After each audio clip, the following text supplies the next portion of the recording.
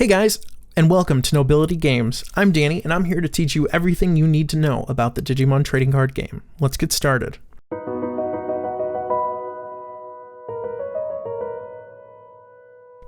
So first things first, let's talk about the playing field. In the Digimon TCG, your deck is placed on the right side of the field. Below your deck is the trash pile. That's where your deleted cards will go. Also note the security stack on your left. It's a firewall that protects you. When you're attacked, security cards are removed. A Tamer is defeated when they are attacked and have nothing left in security to protect them. The nursery area is where Digi-Eggs are hatched and where you can raise a Digimon in training. Digimon in the nursery cannot use any effects, and unless an effect is specifically meant to affect the nursery Digimon, they are not affected by effects from other cards, nor can they be attacked. The battle area is where everything goes down. You can summon Digimon to the battle area, Digivolve in the battle area, play option or Tamer cards in the battle area, and attack in the battle area. Also, the battle area can hold as many Digimon as possible. There is no limit to the amount of Digimon or Tamers you can have in this area. Finally, the most important part of the field is the memory gauge. The memory gauge is used when paying costs for cards, and it is shared by both players. When the memory gauge goes past 0, it automatically becomes your opponent's turn. At the start of a game, the memory gauge is set to 0, and the Tamer going first will decide how much memory the second Tamer will receive. For example, if I play this Agumon, my opponent will gain 3 memory, because that's how much Agumon costs to summon. Since the memory gauge went past 0, it's now my opponent's turn. Alternatively, if you choose to end your turn early, your opponent will automatically start with 3 memory for their turn. Which leads us to the next topic. Gameplay phases. Okay. The Digimon card game follows 4 phases. Phase 1, Active Phase. This is when you unrest your Digimon by turning them upright. A Digimon that attacks has to rest after attacking. This is signified by turning your Digimon horizontal. Rested Digimon are susceptible to attacks on your opponent's turn, so be careful when choosing which Digimon to attack with. The turn a Digimon is summoned to the battle area, they suffer summoning sickness and can't attack. You'll have to wait a full turn before being able to attack with that Digimon. So, think wisely. Phase 2, Draw Phase.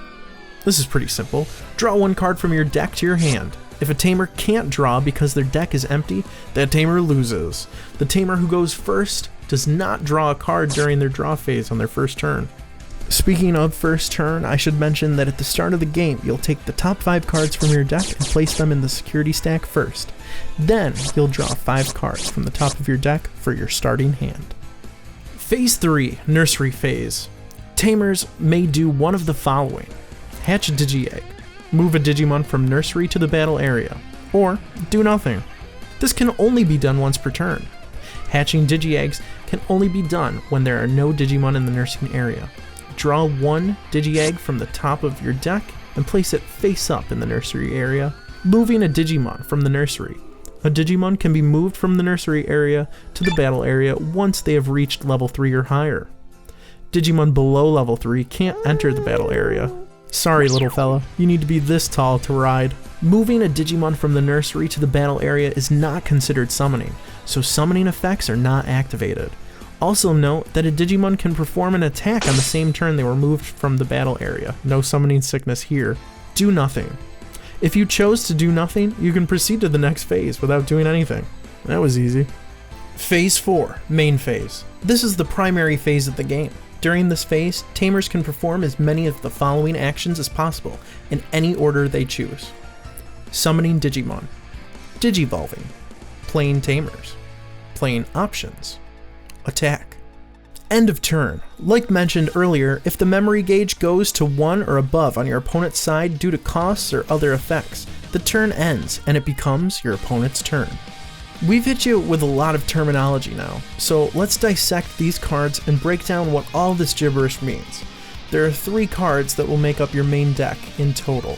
They are Digimon, option cards, and Tamers. Let's look at the Digimon first. Okay, in the top left-hand corner, you'll notice a number in a blue orb. That's the Digimon summon cost. It's the cost required to summon a Digimon from your hand to the battle area. For this example, we'll look at Cordramon. He costs 5 memory outright to summon directly to the battle area. But if we look down a bit, we'll see a red orb with a 2 inside it. This is Cordramon's Digivolution cost. The color and level of Digimon who can evolve into this Digimon as well as the memory cost are displayed here. So, for our example, we can Digivolve into Cordramon for 2 memory by placing him over a red level 3 Digimon. Now, if I may direct you to look in the top right hand corner, we see Cordramon's 6000 DP. That's short for Digimon Power, or Digital Power, Digipower, Digimon Power. It says Digimon Power in the rulebook, so we'll say Digimon Power. It's Cordramon's attack strength. When battling, the Digimon with the higher DP wins. Digimon whose DP becomes 0 during a game are deleted and must be sent to the trash. Now, let's look at Cordramon's effect. This box here will tell us everything about a Digimon's special abilities. Some Digimon have them, others don't, but that's okay, we still love them, kind of. Working our way down, we see this Digimon's level. Cordramon is a level 4 Digimon. Digimon can Digivolve into a Digimon whose level is 1 higher than their own. When a Digimon Digivolves, you'll receive a Digivolution bonus by drawing 1 card. You can draw multiple cards during a turn if you keep Digivolving. Next to the level is the Digimon's name. I've been saying it so much, and here it is, Cordramon. Next to the name is the set number. You can have 4 of 1 Digimon in your deck based on a set number alone. That means if I want to run this Agumon at 4, I could also run this Agumon at 4 as well. You're not restricted by name, just by the set number. Next to the set number is also a little rarity icon. There are C for common, U for uncommon, R for rare, SR for super rare, and SEC for secret rare. Below that is the form, property, and type of Digimon. Here we can see Cordramon is in champion form, a virus property, and a dragon type Digimon. Lastly is the inherited effect. Effects that occur once a Digimon has been Digivolved into a higher level. It's important to note that we're building our Digimon as if we're in line at a Subway or Moe's. Yeah, can I get pickles and olives and I'll have a War Greymon on white, please. But in all seriousness, as a Digimon grows, it becomes stronger by stacking inherited abilities, so that no 2 Digimon are the same. For example, let's say my Koromon Digivolved into this Agumon, which then Digivolved into Greymon, then Metal Greymon, and finally War Greymon. We can see that Koromon will give War Greymon 1000 DP on our turn because it has 4 or more Digivolution cards. Then, because of our Agumon, War Greymon will gain another 1000 DP on our turn. Greymon will give War Greymon a security attack +1, meaning he'll check 1 additional security card when attacking. And, due to Metal Greymon, we can gain 3 memory if War Greymon gets blocked from attacking on our turn. My point of the matter is, all those inherited effects add up and will make your Digimon strong, so be sure to pay attention to them. Also, let's rewind for a minute.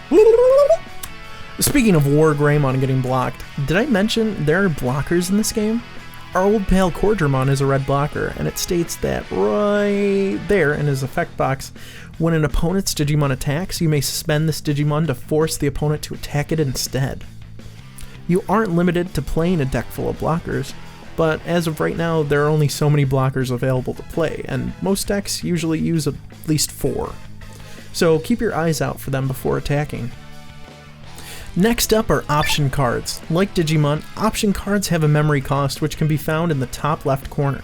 We'll use the red option card Gaia Force as our example. Gaia Force costs 8 memory to play, but we can delete any one of our opponent's Digimon. Plus, if we reveal a Gaia Force in security, we can delete 1 Digimon for free. Trust me when I say this, it feels really good revealing a Gaia Force and activating it for free. Last but not least are Tamer cards. These feature some of the Digidestined that, if you're a fan of the original Digimon series, or even the new one, you'll recognize immediately. For our example, let's use Tai. As you can see, just like Digimon and option cards, Tai has a summoning cost. This particular Tai will cost us 4 memory to summon him to the battle area. It's also good to note that Tamers do not leave the battle area once played and also cannot attack, nor be attacked by your opponent's Digimon. Let's scoot on down to the bottom here and look at Tai's security effect. If your opponent hits Tai in your security stack, his security effect activates, and in this case, it tells us to play Tai without paying his memory cost, just like Gaia Force. This is where his special ability comes into play. On the start of our turn, if we have 2 or less memory, we can set our memory to 3. Thanks, Tai. Also, on our turn, all of our red Digimon with 4 or more Digivolution cards gain security attack +1, which we already learned from our War Greymon inherited effect example, but just for good measure, say we had Tai out with our War Greymon. Now War Greymon will check 1 card per his regular attack, 2 cards for his effect because he gains security attack +1 per every 2 Digivolutions, 1 card for Greymon's inherited, and finally 1 card for Tai's Tamer ability. That's a total of potentially all 5 security cards removed from your opponent's security stack. All that would stand in our way is 1 last attack to finish the game. If you made it this far, thank you so much for watching the video. Let us know by commenting down below what your favorite Digimon is. Also be sure to like and subscribe to Nobility Games. That helps us out a lot, especially liking this video. We're really excited for the Digimon card game and hope you are too. So until then, we'll see you next time.